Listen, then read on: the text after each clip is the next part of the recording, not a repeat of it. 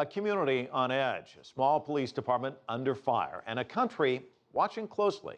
People are demanding answers after an encounter between a white police officer and an unarmed black teenager ended in the teen's death. Among them, U.S. President Barack Obama. It all happened in the U.S. state of Missouri, and it's inflaming racial tensions. Jenna Hanchard is live in the city of Ferguson near St. Louis with the very latest. Jenna? We just learned that the body of Michael Brown has been released to his parents, but the autopsy report has not been released yet, and it probably won't be released for a while.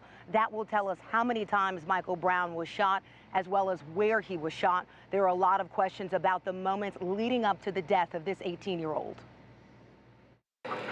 Police in riot gear are patrolling the streets night after night in Ferguson as this community on edge struggles to cope with the aftermath of the police shooting of unarmed teen Michael Brown. For a fourth straight day, people gather to protest Brown's death, this time peacefully and during the day, as police had requested. We understand the anger, we understand that people want answers, and we understand that we've got a problem. But we're just asking people to be peaceful. In a written statement, the Ferguson Police Department said, quote, "We are working to restore confidence in the safety of our community and our neighborhoods so that we may begin the healing process." Meanwhile, the parents of Michael Brown and community leaders are calling for calm while demanding answers. I want some policemen to stand up and say that an unarmed young man should not be shot. There are conflicting reports surrounding what led up to the shooting Saturday. Eyewitnesses are denying claims by police that there was a physical confrontation between Brown and the officer before Brown was shot. The officer has told investigators he was pushed into the patrol car as Brown tried to go for the officer's gun. Witnesses say Brown was shot in the street unarmed with his hands up.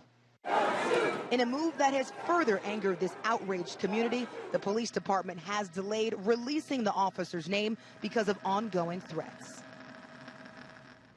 Jenna's still live with us now from Ferguson. And Jenna, we have seen day after day, night after night, these protests there in Ferguson. What do you think it is that's touched such a raw nerve there?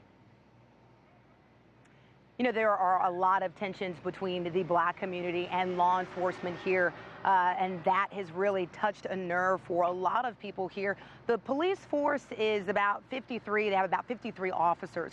Only 3 of those officers are black. So there are a lot of questions as to why that police force does not represent or reflect the community. And so that's what's really difficult for a lot of people here to really comprehend. And so what they're working on right now with the Department of Justice is to fix those race relations, is to fix that tension, and they are working on that right now.